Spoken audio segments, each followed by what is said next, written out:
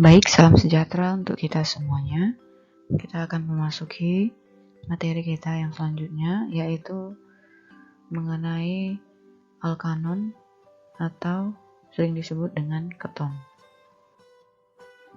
Sebelum kita memasuki pelajaran ini, baiklah kita berdoa menurut agama dan kepercayaan kita masing-masing, agar kita dimudahkan untuk memahami materi kita hari ini.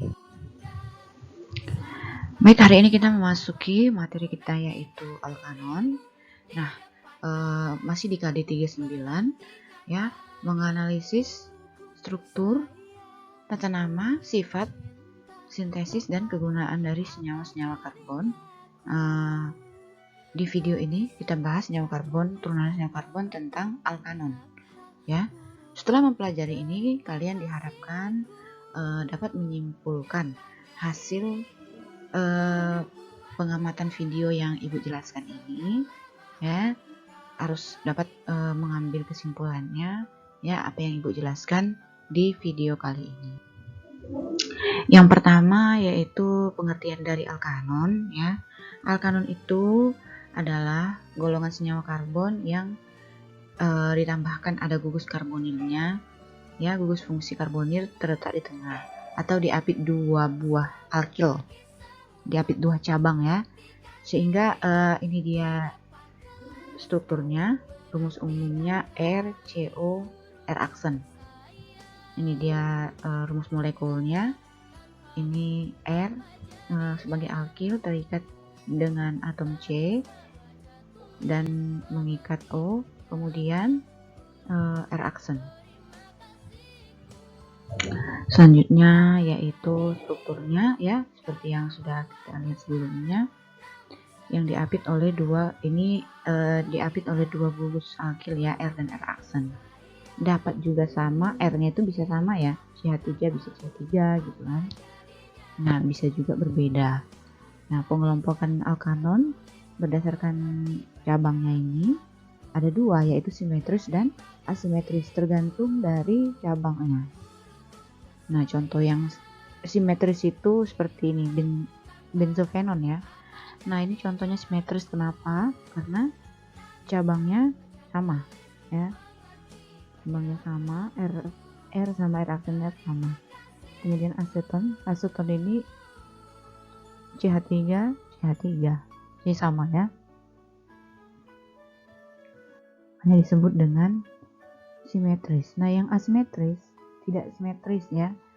Ini contohnya asetofenon, R aksennya berbeda dengan R-nya. Nah, kita bahas tata nama alkanon. Nah, seperti biasa ya, penamaan senyawa karbon itu ada dua. Yang pertama IUPAC, yang kedua secara tata nama umum atau trivial ya, nama lazim. Nah, untuk IUPAC yang pertama, langkah-langkahnya itu yang pertama itu menentukan rantai induk dulu ya, yaitu rantai induknya itu atom C yang terpanjang yang mengandung gugus karbonilnya ya. Jadi untuk menentukan rantai induk yaitu atom C yang terpanjang. Selanjutnya memberi nomor dari salah satu ujung rantai pada gugus karbonil yang terdekat ya. Gugus fungsinya yang paling dekat ya. Jadi atom C itu penomorannya dimulai dari atom C yang terdekat dengan gugus fungsi. Yang ketiga yaitu urutan penamaannya. Pertama nomor cabang, nama cabang, nomor atom C, gugus karbonil, nama rantai induknya ya. Nah, ini dia secara IUPAC. Nah, di sini rantai utamanya itu yang mendatar ya. Nah, ini yang mendatar utamanya. Nah, yang pertama itu disebutkan dulu nomor cabangnya. Nah, cabangnya di sini ada CH3 sama ya, CH3 cabangnya. Nah, ini nomornya yaitu 4 dan 5 ya cabangnya. 4 dan 5, 4,5 dimetil, dan gugus ketonnya ada di nomor 3 alkanonnya. 3 karena jumlah atom C rantai utamanya ada 6, heksanon. Jadi namanya 4,5 dimetil 3 heksanon. Contoh yang kedua yaitu ini rantai utamanya 1, 2, 3, 4, 5. Nah ini 1 ya, ini 2, 3, ini 4, 5. Nah ada terdapat satu cabang di nomor 4. Nah sehingga diberi nama 4 metil karena cabangnya adalah CH3 yaitu metil, 4 metil, dan gugus fungsi alkanonnya ada di nomor 2, dan jumlah semua atom C-nya rantai utamanya ada 5, 2 pentanon. Ya. Selanjutnya contoh yang ketiga. Dan ini kita beri dulu nomornya 1, 2, dimulai dari atom C yang terdekat dengan gugus fungsi ya. 3 yang mendatar dia, 4 ya. Nah, di sini gugus fungsinya ada di atom C nomor 2 sehingga namanya adalah 2 butanon. Nah, ini secara IUPAC. Selanjutnya secara trivial. Dalam tata nama umum ini, pemberian nama senyawa alkanon dilakukan dengan yang disebutkan gugus alkilnya dulu ya. Yang pertama disebutkan adalah gugus alkil yang terikat pada atom C gugus karbonil. Kemudian diikuti dengan kata keton. Penyebutan gugus alkil ini harus menurut abjad. Gimana maksudnya menurut abjad, Bu? Ini ya. Nah, yang pertama ini ya, ketonnya terikat pada cabang metil di kiri, metil di kanan. Nah, sehingga yang karena 2 ada metilnya sehingga namanya dimetil keton atau lebih terkenal lagi disebut aseton, yaitu yang sering digunakan sebagai pembersih buku, aseton. Kemudian di sini ada cabangnya yang pertama metil, yang kedua ini etil ya, C-nya 2 ya, yang kedua itu etil dan disebutkan sesuai abjad yaitu etil ya, E duluan baru M sehingga namanya etil metil ketonnya disebutkan. Oke. Nah, selanjutnya contohnya ini ada etil yang cabangnya di kiri, di kanan ada cabang etil sehingga namanya dietil keton. Itu secara trivial ya. Kemudian contohnya selanjutnya itu ada etil, ada cabangnya etil, ini propil sehingga etil propil keton. Nah, di sini cabang yang pertama sebelah kiri adalah metil. Sebelah kanan ini isopropil karena dia tidak lurus ya. Strukturnya tidak lurus, belok ke bawah sehingga namanya isopropil, C-nya 3, isopropil keton. Nah, disebutkan dulu metil karena secara abjad metil di luar M duluan baru I sehingga metil isopropil keton. Selanjutnya sifat-sifat dan pembuatan keton. Nah, kita bahas sifat fisis dari keton ini atau alkanon ini. Yang pertama itu titik didih alkanon relatif lebih tinggi dari pada senyawa hidrokarbon dengan massa molekul yang relatif sama. Jadi titik didihnya itu relatifnya lebih tinggi ya. Nah, selanjutnya yaitu keton ini larut di dalam air. Selanjutnya pada suhu kamar alkanon suhu rendah jumlah atom C sampai C berwujud cair atau tidak berwarna dan tidak berbau. Selanjutnya, alkanon suku pertengahan berupa zat cair sukar larut dalam air. Kemudian selanjutnya, sifat selanjutnya, alkanon suku tinggi berwujud padat. Lanjut, ya itu dia sifat-sifat dari alkanon atau keton. Kemudian sifat kimia. Nah, keton dapat direduksi atau mengalami adisi H menghasilkan alkohol sekunder. Ya, keton ini bisa direduksi. Contohnya 2-propanon ditambah H2 ya.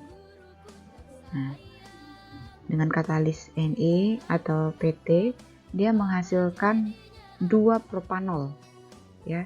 Jadi menghasilkan alkohol. Kalau keton ini direduksi, kebalikan dari reaksi oksidasi ya.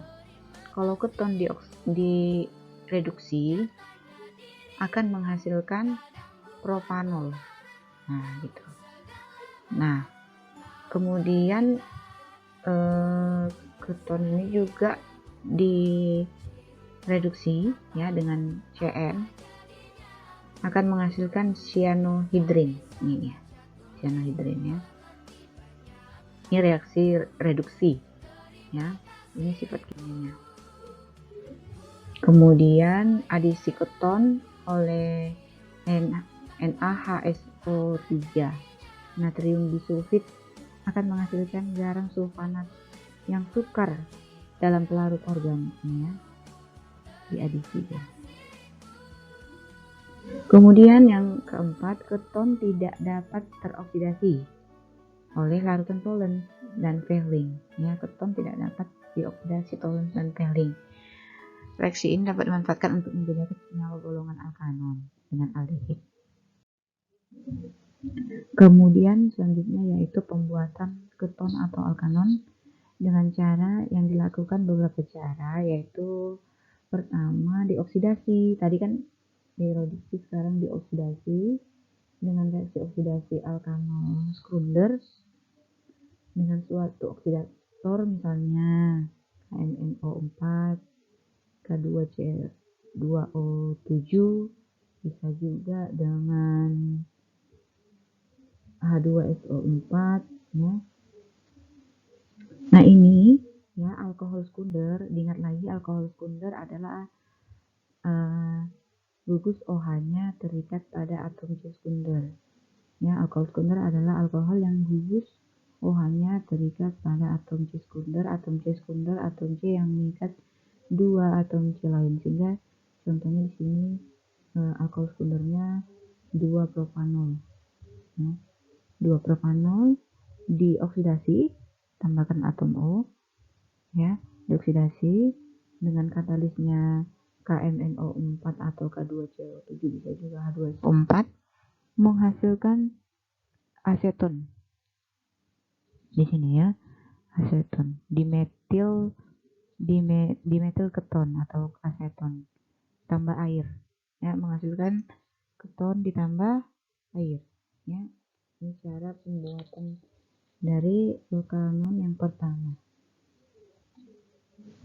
dengan cara reaksi oksidasi ya, kebalikan dari reduksi tadi. Kemudian cara yang kedua yaitu dengan cara mengoksidasi alkohol sekunder ditambahkan dengan T-butoksida ya, tersier butoksida. Ini ya, tersier butoksida menghasilkan keton ya. Ini alkohol sekundernya.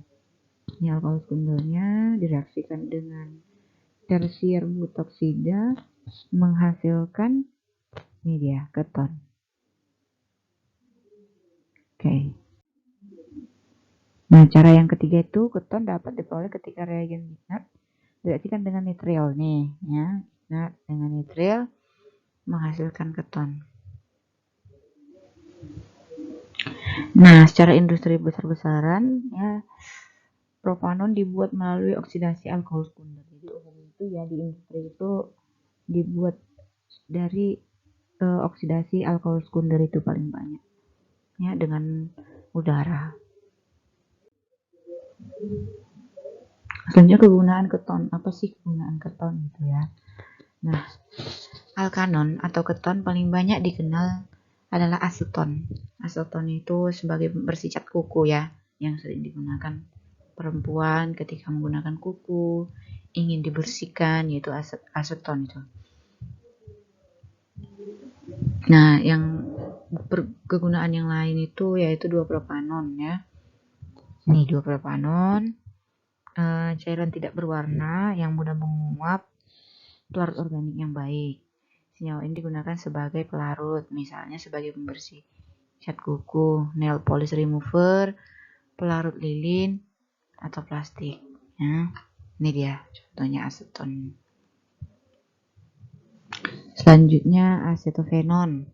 Nah, asetofenon atau metilfenilketon, cairan tak berwarna dan tak berhabur, digunakan sebagai zat hipnotik.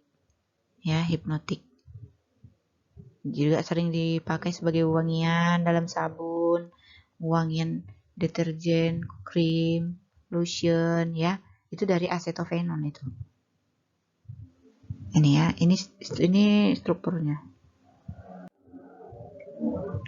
Nah, di samping itu, kloroasetofenon banyak digunakan sebagai gas air mata. Nah, sering melihat ada polisi menembakkan gas air mata itu, ya. Nah, itu senyawa kloroasetofenon yang terbuat dari kloroasetofenon. Nah, selanjutnya alkanon digunakan sebagai bahan baku pembuatan zat organik lain seperti kloroform. Nah, kloroform itu terbuat dari alkanon ya. Selanjutnya aseton, senyawa alkanon banyak berbau harum ya, jadi banyak bau harum ya, banyak digunakan untuk parfum, kosmetik. Ini dia. Nah, banyak digunakan wanita ya ini parfum. Oke, namun dalam dosis-dosis yang tidak pas, alkanon ini berbahaya ya. Nah, harus kita waspadai penggunaannya gitu, tidak sembarang penggunaan dari keton. Secara berlebihan bisa membahayakan diri sendiri oleh orang lain. Apa bahayanya? Nah, aseton terdapat dalam tembakau rokok yang dapat menyebabkan penyakit jantung koroner ya, serangan jantung. Nah, selanjutnya dalam jumlah besar aseton dapat mengakibatkan koma, kematian, gangguan pernafasan. Nah, dalam waktu singkat dapat menyebabkan iritasi hidung, pusing, ya, jantung berdebar lebih cepat, mual, dan muntah-muntah. Menghirup sejumlah besar uap aseton dapat menyebabkan iritasi saluran pernafasan dan mata.